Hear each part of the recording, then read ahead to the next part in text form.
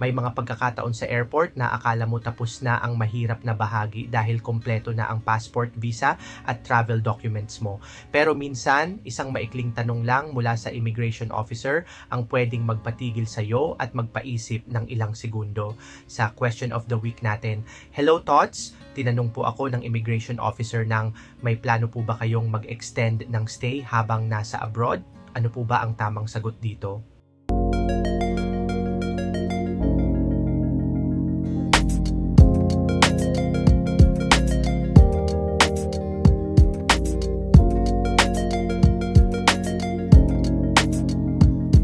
Kapag narinig ng iba ang salitang extend, agad silang kinakabahan. May ilan na iniisip na baka trap question ito o baka may maling sagot. Pero sa karamihan ng sitwasyon, may dahilan kung bakit ito itinatanong.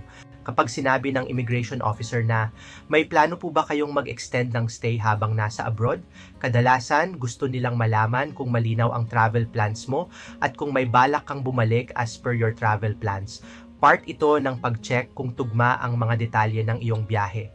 Halimbawa, meron kang return ticket na for 7 days, may hotel booking ka rin at maayos ang itinerary mo. Tapos biglang sasabihin mo na baka mag-extend ka pa ng 1 o 2 buwan kahit wala ka pang malinaw na dahilan. Natural lang na magkaroon ng dagdag na tanong dahil parang hindi nagtutugma ang mga detalye. Dito mahalagang tandaan ang isang simpleng bagay. Huwag gumawa ng sagot na sa tingin mo ay gusto nilang marinig. Mas mahalaga pa rin ang malinaw at totoong impormasyon. Kung wala ka talagang plano mag-extend, pwede mong sabihin ng diretsyo, sa ngayon po, wala akong planong mag-extend. Susundin ko po ang nakaplanong travel dates ko. Simple, direkta, malinaw. Pero paano naman kung may posibilidad talaga? Halimbawa, may family event na hindi pa sigurado ang petsa, may business meeting na maaaring ma-extend o may legal na dahilan kung bakit maaaring magbago ang plano.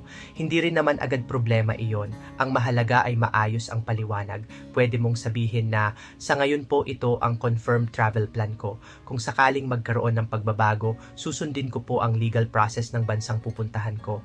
Mapapansin ninyo, walang pagtatago at wala ring dagdag na kwento. Malinaw lang ang sagot.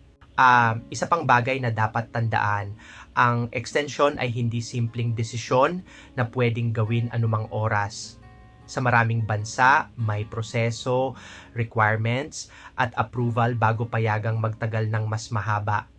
Kaya kung may balak ka talagang mag-extend, mahalagang alamin muna ang legal process ng bansang pupuntahan. Minsan kasi ang nagiging problema ay hindi ang extension plan mismo.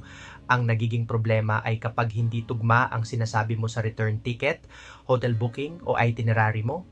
Isipin mo ito, kung nakalagay sa documents mo na 5 araw lang ang bakasyon mo pero sinasabi mong baka manatili ka ng mas matagal nang wala pang malinaw na dahilan, pwedeng magdulot iyon ng dagdag na tanong.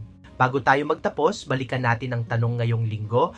Kapag tinanong ng immigration officer kung may plano kang mag-extend ng stay habang nasa abroad, paano ito sasagutin?